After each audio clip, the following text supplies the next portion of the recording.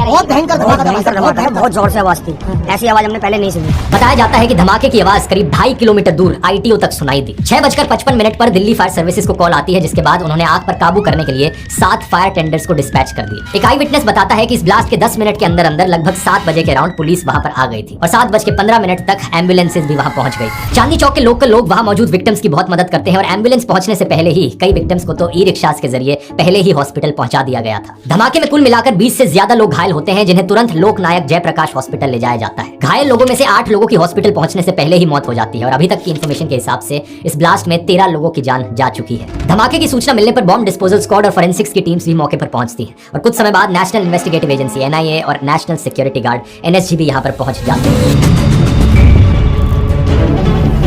ये सारी एजेंसी साथ मिलकर मामले की जांच कर रही हैं, लेकिन अभी तक ऑफिशियली उनकी या सरकार की तरफ से कुछ बताया नहीं गया है कि ये धमाका कैसे हुआ और किसने किया। इस घटना में मारे गए लोगों में से अभी तक 6 लोगों की पहचान हो पाई है। इनमें से एक है उत्तर प्रदेश के रहने वाले लोकेश अग्रवाल, जो हॉस्पिटल में एडमिट अपने बेटे की सास से मिलने दिल्ली आए थे। इसके अलावा अमरोहा में रहने वाले DTC के बस कंडक्टर अशोक कुमार अपनी ड्यूटी करके घर जा रहे थे। एक और विक्टिम पंकज सैनी एक कैब ड्राइवर थे और एक विक्टिम दिनेश मिश्रा चांदनी चौक में एक साड़ी और लहंगा बेचने वाली दुकान में काम करते थे। एक दूसरे विक्टिम नौमान एक कॉस्मेटिक स्टोर में काम करते थे और इसी तरह है जुम्मन मोहम्मद ई-रिक्शा चलाते थे और अपने फैमिली के इकलौते अर्नर थे। रात को 10 बजे के आसपास होम मिनिस्टर अमित शाह घायलों से मिलने इस हॉस्पिटल पहुंचते हैं, जिसके बाद वो उस जगह पर भी जाते हैं जहां पर धमाका हुआ था और फिर उनकी तरफ से एक बयान दिया जाता है।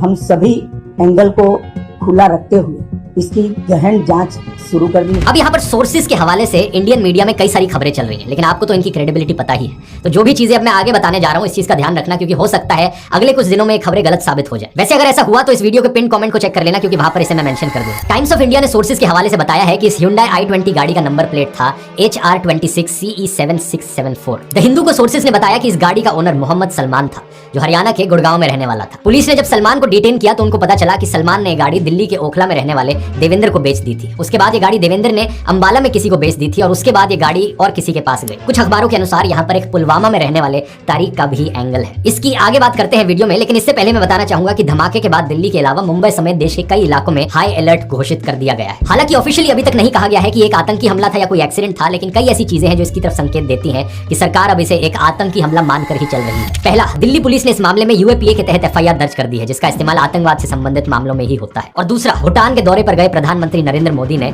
अपने भाषण में इस धमाके को एक साजिश बताया है। इसके पीछे के षड्यंत्रकारियों को बख्शा नहीं जाएगा।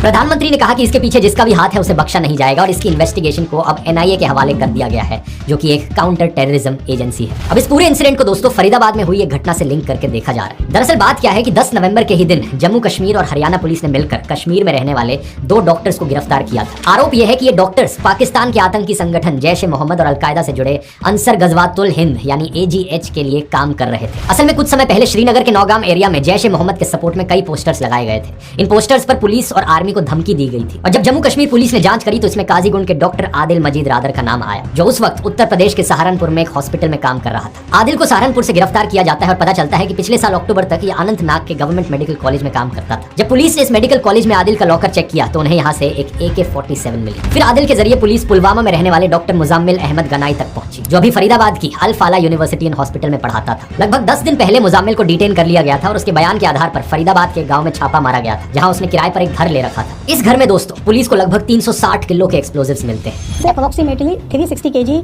जो है इनफ्लेमेबल मटेरियल बरामद हुआ है, जो कि सस्पेक्टेड अमोनियम नाइट्रेट है। बाद में और रेड्स की गई तो एक्सप्लोजिव्स का नंबर 3000 किलो से ज्यादा बताया जा रहा है। इसमें अमोनियम नाइट्रेट होने का शक है, जिसे बम बनाने के लिए इस्तेमाल किया जाता है। इसके अलावा पुलिस ने यहाँ से एक walkie talkie, 20 timers, batteries, remotes और 5 किलो हैवी मेटल्स और इलेक्ट्रिक वायर्स जैसे बम बनाने वाले सामान को भी इकट्ठा किया। यहीं पर एक क्रिनकॉव राइफल, 3 मैगजीन्स और एक पिस्तौल भी मौके पर मिली। ये सब देखकर ये बात साफ थी कि यहाँ पर एक बड़ी साजिश रची जा रही थी। इनकी गिरफ्तारी के बाद लेकिन दिल्ली में रेड फोर्ट के ब्लास्ट से पहले पुलिस ने यह भी कहा था कि ये ऑपरेशन अभी भी जारी है। तो फरीदाबाद में आतंकवाद के आरोप में जो अरेस्ट हुए और दिल्ली में जो रेड फोर्ट ब्लास्ट हुआ, इन दोनों को एक साथ जोड़कर देखा जा रहा है। द इंडियन एक्सप्रेस ने जम्मू कश्मीर पुलिस के टॉप सोर्सेज के हवाले से बताया है कि दिल्ली में जो ब्लास्ट हुआ वो फरीदाबाद में अरेस्टेड लोगों से कनेक्टेड है। हालांकि इस बात को भी अभी तक ऑफिशियली नहीं कंफर्म किया गया है सरकार के द्वारा, लेकिन इंडियन एक्सप्रेस के मुताबिक इस ग्रुप में मुजाम्मिल और आदिल के अलावा 2 और डॉक्टर्स शामिल थे। इनमें से एक लखनऊ की एक महिला डॉक्टर है जिसे गिरफ्तार किया जा चुका है, लेकिन एक डॉक्टर उमर नबी अपने साथियों की गिरफ्तारी के बाद गायब हो गया था और इसी उमर नबी पर यह धमाका करने का शक है। अलेजिडली ये पुलवामा के उसी कोयल गांव का रहने वाला है जिससे मुजाम्मिल आता है और ये भी अल फलाह यूनिवर्सिटी में काम करता था। मुजाम्मिल की गिरफ्तारी के बाद पुलिस इसको तलाश कर रही थी। इस उमर नबी को दिल्ली धमाके से जोड़ने वाला एक और प्रूफ ये Hyundai की i20 गाड़ी को बताया जा रहा है। हिंदुस्तान टाइम्स ने पुलिस सोर्सेज के हवाले से बताया कि धमाके में इस्तेमाल हुई ये गाड़ी आखिरी बार उमर के पास थी और धमाके से पहले उमर ही गाड़ी को चला रहा था। एक सीनियर ऑफिशियल द प्रिंट को बताते हैं कि अपने साथियों की गिरफ्तारी के बाद उमर घबरा गया था और उसने जल्दबाजी में यह धमाका किया। टाइम्स ऑफ इंडिया ने सोर्सेज को कोट करते हुए कहा है कि ये ब्लास्ट पैनिक और डेस्परेशन में किया गया।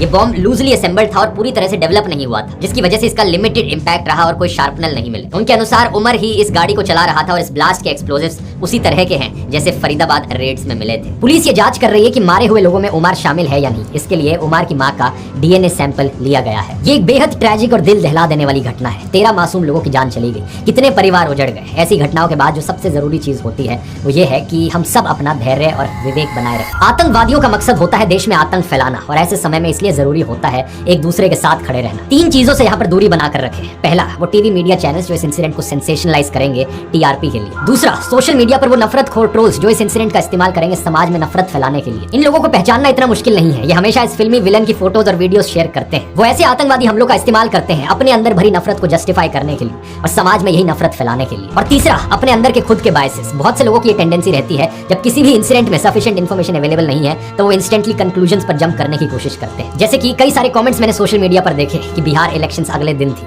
उससे पिछली रात को धमाका हुआ, तो पक्का इसके बीच में कोई कनेक्शन होगा। मैं मानता हूं कि इस सरकार ने ऐसे कई काम किए हैं जिससे इन पर बिल्कुल ट्रस्ट नहीं किया जा सकता, लेकिन इस तरीके से बिना किसी सबूत के इस तरीके से कंक्लूजन पर पहुंच जाना ये भी बहुत गलत है। चीजों को हमेशा क्रिटिकल नजरिए से देखिए, लेकिन बेबुनियादी कंस्पिरेसी थ्योरीज मत फैलाइए। लेकिन इसके अलावा यहाँ पर सवाल पूछने भी जरूरी है। कई सारे सवाल यहाँ पर उठते हैं, खास तौर पर होम मिनिस्टर अमित शाह के ऊपर। जनता के सामने उनकी अकाउंटेबिलिटी बनती है। आखिर बॉर्डर उनके कंट्रोल में है, देश की इंटरनल सिक्योरिटी उनके कंट्रोल में है। तो सबसे बड़ा सवाल यहाँ पर ये उठता है कि आखिर 3000 किलो एक्सप्लोजिव्स कैसे आ गए फरीदाबाद में। ये वही सवाल है जो 6 साल पहले भी उठा था पुलवामा हमले के दौरान। आखिर 300 किलो एक्सप्लोजिव्स कैसे आ गए देश के अंदर। मैं उम्मीद करता हूँ यहाँ पर अच्छे से इन्वेस्टिगेशन होगी और सालों तक का इंतजार नहीं करना पड़ेगा जनता को इस सवाल का जवाब पाने के लिए।